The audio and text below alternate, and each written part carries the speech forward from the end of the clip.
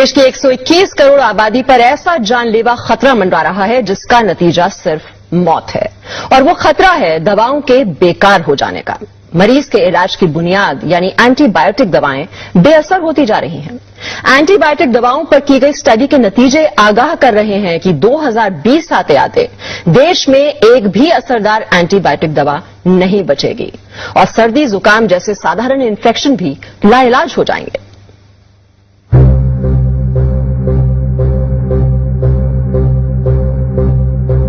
देश की 121 करोड़ आबादी पर ऐसा जानलेवा खतरा मंडरा रहा है जिसका नतीजा सिर्फ मौत है, और वो खतरा है दवाओं के बेकार हो जाने का। मरीज के इलाज की बुनियाद यानी एंटीबायोटिक दवाएं बेअसर होती जा रही हैं। एंटीबायोटिक दवाओं पर की गई स्टडी के नतीजे आगाह कर रहे हैं कि 2020 आते आते देश में एक भी असरदार एंटीबायोटिक दवा नहीं बचेगी और सर्दी जुकाम जैसे साधारण इन्फेक्शन भी लाइलाज हो जाएंगे।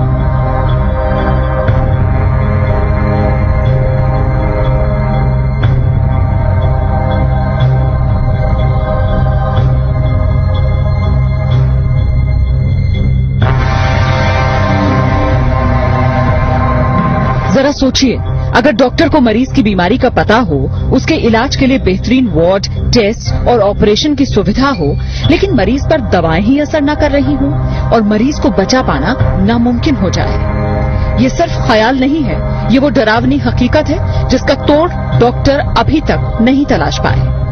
दिल्ली के एक प्राइवेट अस्पताल में हुई स्टडी के नतीजों से ये खुलासा हुआ कि कई एंटीबायोटिक दवाएं जो गंभीर बीमारियों के इलाज में इस्तेमाल की जा रही हैं, दरअसल मरीजों पर काम ही नहीं कर रही। अस्पतालों में मरीज बेमौत मरने को मजबूर हैं।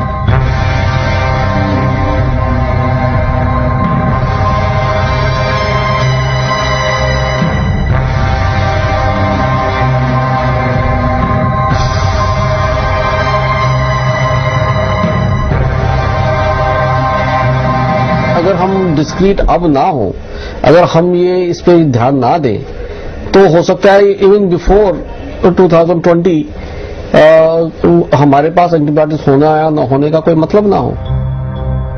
77,000 से ज्यादा मरीजों पर हुई अब तक की सबसे बड़ी स्टडी में ये पाया गया कि टीबी, निमोनिया और पेट की बीमारियों में इस्तेमाल की जाने वाली कई नई एंटीबायोटिक दवाएं अब बेकार हो चुकी हैं। टीबी के इलाज के लिए दी जाने वाली दवा 2002 में तकरीबन 98% मरीजों पर काम कर रही थी, जबकि 2009 में ये सिर्फ 48% मरीजों पर ही कारगर साबित हो पाई।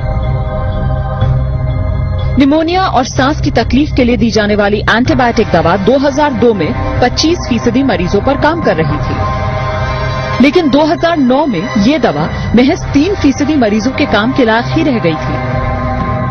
सर्जरी कराने वाले मरीजों में होने वाले इन्फेक्शन को रोकना चुनौती बन गया है। अनुमानित आंकड़ों के मुताबिक देश के हर अस्पताल में हर हफ्ते 1 से 2 मरीजों की मौत सिर्फ इसलिए हो जाती है क्योंकि एंटीबायोटिक दवा बेकार साबित हो गई। अभी से दिक्कत होनी शुरू हो गई है। कई बार हमारे पास ऐसे मरीज आते हैं जहां कि हमारे पास कोई एंटीबायोटिक रह ही नहीं जाता है, तो हम लोगों को लगता है कि कई बार पेरिफेरल सेंटर से हमारे पास आए क्यों है, क्योंकि हमारे पास कोई दवाई नहीं रह जाती। तो कई बार लोग सेप्सिस में मारे जा रहे हैं आजकल, और ये दवाई प्रॉब्लम तो अभी से शुरू हो गई है और ये बढ़ने ही वाली है, क्योंकि जो नए एंटीबायोटिक्स हैं वो इन द होराइजन बहुत ही कम है। राजधानी के सर गंगाराम अस्पताल में 2001 से 2010 के बीच भर्ती हुए 77,000 मरीजों पर यह स्टडी की गई।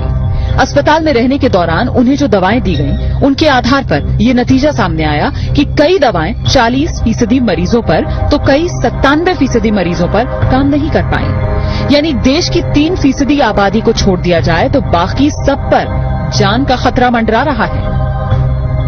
मौजूदा एंटीबायोटिक दवाएं अगर इसी तरह बेअसर होती रही तो क्या बहुत से मरीजों को बेमौत मरने के लिए मजबूर होना पड़ेगा? इस सवाल का जवाब वाकई डराने वाला है, क्योंकि डॉक्टरों की राय में बहुत से मरीज इन्फेक्शंस की वजह से सिर्फ इसलिए जान गंवा रहे हैं क्योंकि अब उन पर वो दवाएं काम नहीं कर रही जिनके जरिए कुछ साल पहले तक वो बीमारी का इलाज कर पा रहे थे। पूजा मक्कड़, जी न्यूज, दिल्ली।